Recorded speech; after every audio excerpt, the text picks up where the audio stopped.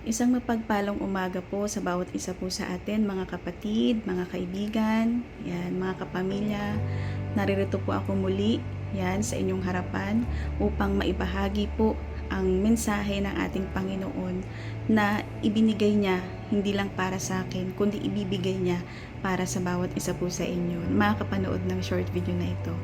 Yan, salamat po sa ating Panginoon. Ito po ang ating topic sa Juan chapter 3 verse 17. Sinasabi po dito, ipakita sa inyo ang salita ng ating Diyos.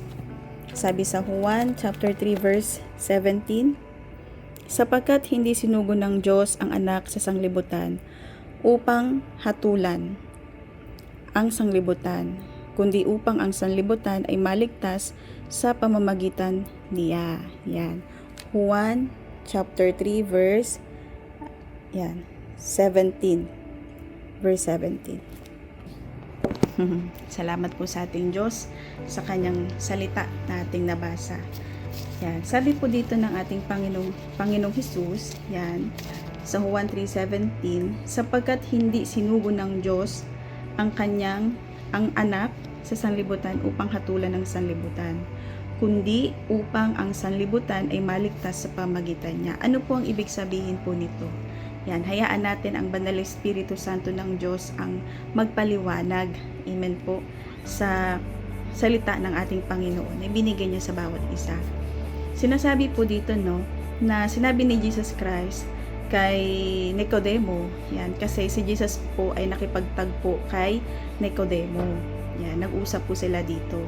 Sabi ni Jesus dito kay Nicodemo sa verse 17, sapagkat hindi sinugo ng Diyos ang anak sa sanlibutan upang hatulan ang sanlibutan.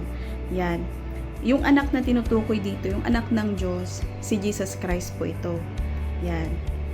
Sinasabi ni Jesus na hindi daw po sinugo ng Diyos ang kanyang anak, which is si Jesus, sa sanlibutan para hatulan ang sanlibutan. Ibig sabihin, hindi sinugo ng Diyos si Jesus sa atin dito. Kasi sanlibutan, tayo po yun. Tayo po yung sanlibutan. Amen, na kung saan tayo po ay naninirahan dito sa mundong ito, sa sanglibutan. Kumbaga yung sanglibutan na sinasabi ni Jesus, tayong mga tao. Amen.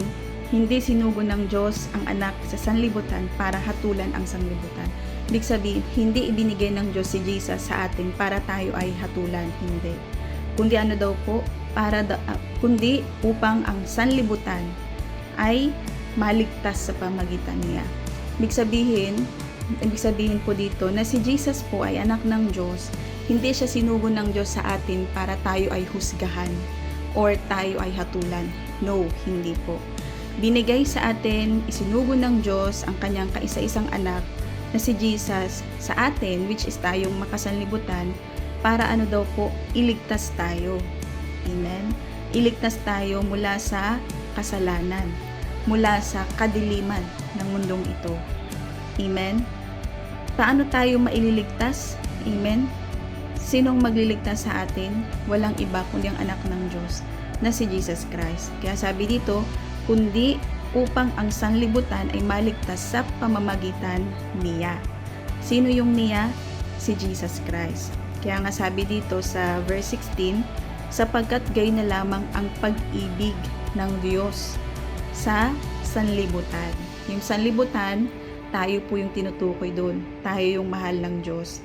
Na ibinigay niya ang kanyang bugtong na anak upang ang sinumang sa kanya ay sumampalataya ay huwag mapahamak, kundi magkaroon ng buhay na walang hanggan. Ibig sabihin, napakalaki ng pag-ibig ng Diyos sa atin. Why? Dahil binigay niya ang kanyang anak na si Jesus Christ para sa atin, upang tayo po sumampalataya kay Jesus, hindi tayo mapahamak. Ano ibig sabihin ng hindi mapahamak? Hindi tayo mapahamak sa dagat-dagatang apoy ng impyerno. Kasi alam naman po natin, 'di ba? Mayroon pong langit at may lupa. Amen. Kung mas pipiliin natin, amen, kung gugustuhin natin mapunta, amen, sa langit tayo. Hindi tayo sa hell or sa impyerno. At ayaw din ng Diyos 'yun. Kaya sabi dito, ang sino mang sumampalataya kay Jesus ay hindi mapahamak, kundi magkaroon ng buhay na walang hanggan. Yung buhay na walang hanggan, sa langit 'yon.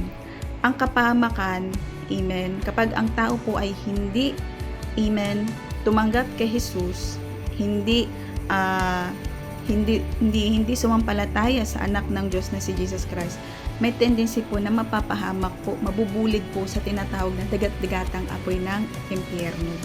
At ayaw ng Diyos na tayo po'y mapunta doon. Ayaw ng Diyos na tayong mga taga-sanlibutan ay mapahamak o mapunta sa hell, sa impyerno. Dahil ang gusto ng Diyos, tayo po ay maligtas at magkaroon ng buhay na walang hanggan at maalis sa atin yung mga kasalanan.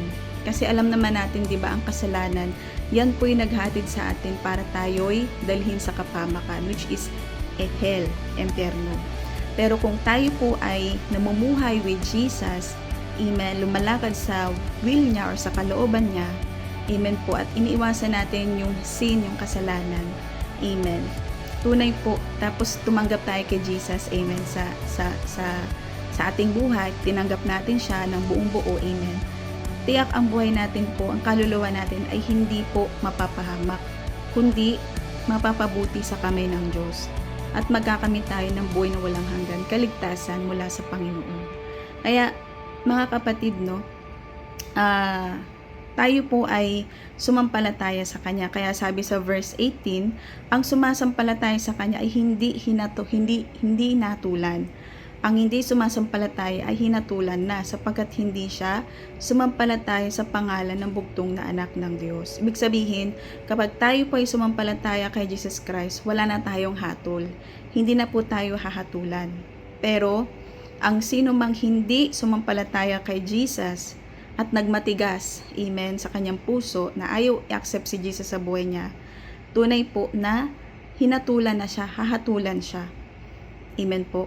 Then sabi dito, sapagkat hindi siya sumampalataya sa pangalan ng bugtong na anak ng Diyos. Amen. Maganda pa po sana yung verse 21. Basahin natin.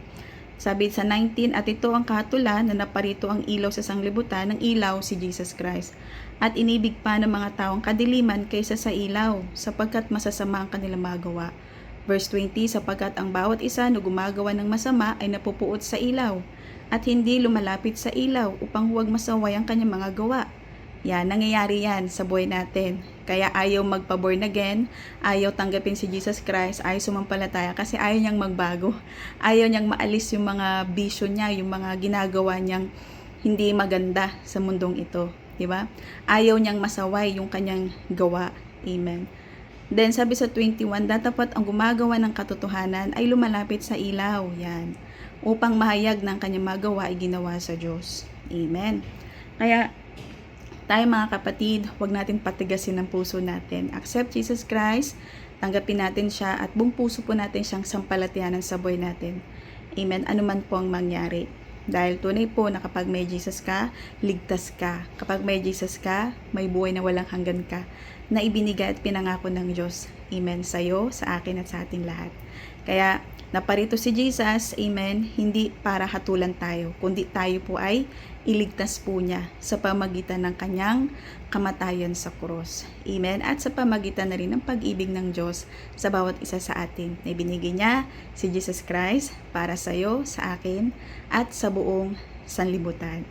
Yan lang mga kapatid. God bless. Hanggang dito na lamang po muna ang aming short video ng ating Panginoon. Nawa, napagpala po kayo ng mensahe ng salita ng Diyos dahil ako po ay napagpala rin. Sama-sama tayong napagpala at mapagpapala pa ng salita niya.